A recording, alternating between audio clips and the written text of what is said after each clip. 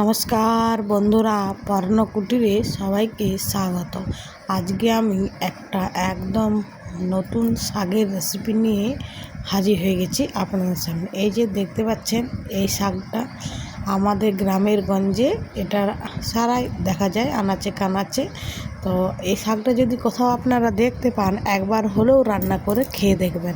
এই শাকে প্রচুর পরিমাণে গুণ আছে। আমাদের শরীরের মূল উপাদান যে রক্তের হিমোগ্লোবিন, সেই হিমোগ্লোবিন বাড়াতে সাহায্য করে এই কুলেখাড়া শাক। তো এই যে শাকটা আমি এখন ভালোভাবে বেছে নেব, মানে পরিষ্কার করে নেব কাটা ডাল থেকে। এই শাকে কিন্তু প্রচণ্ড কাটা থাকে।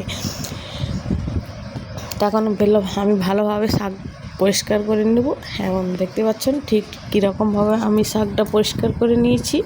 একদম পাতাগুলো নিয়েছি, ওর ডাল আমার কাটাগুলো সব আলাদা করে দিয়েছি। এবং দু একটা পকায় কাটা আছে, যেহেতু এটা মাঠের শাক, প্রচণ্ড বৃষ্টি পড়ছিল তাই আর মাঠে নিয়ে যেতে পারিনি ভিডিওটা করার জন্য। এখানে আমি তুলে এনেছি মাঠ থেকে। এখন আমি শাকটা বেশ ভালোভাবে কেটে নেব।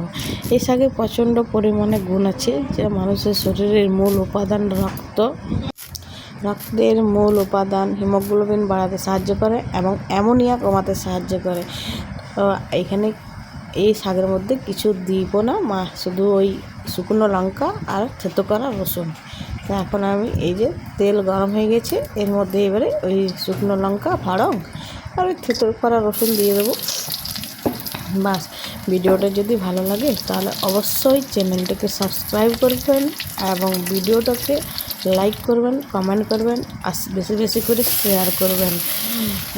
তো এরকম নিত্য নতুন রেসিপি পেতে চ্যানেলটাকে সাবস্ক্রাইব করে রাখবেন এবং পাশের বেল আইকনটিকে অন করে রাখবেন, যে আমি যে কোনো নতুন ভিডিও ছাড়ার আগে আপনাদের কাছে পৌঁছে যাবে। এখানে দিয়ে দিচ্ছি একটু হলুদ সামান্য, আর স্বাদ মতো লবণ। তো এখানে শাক আমার ভাজা হয়ে গেছে দেখতে পাচ্ছেন।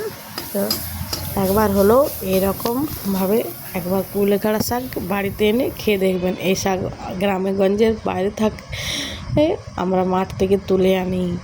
আপনারা বাজারে যদি পান তো বাজার থেকেও নিয়ে আসবেন। সুস্থ থাকবেন।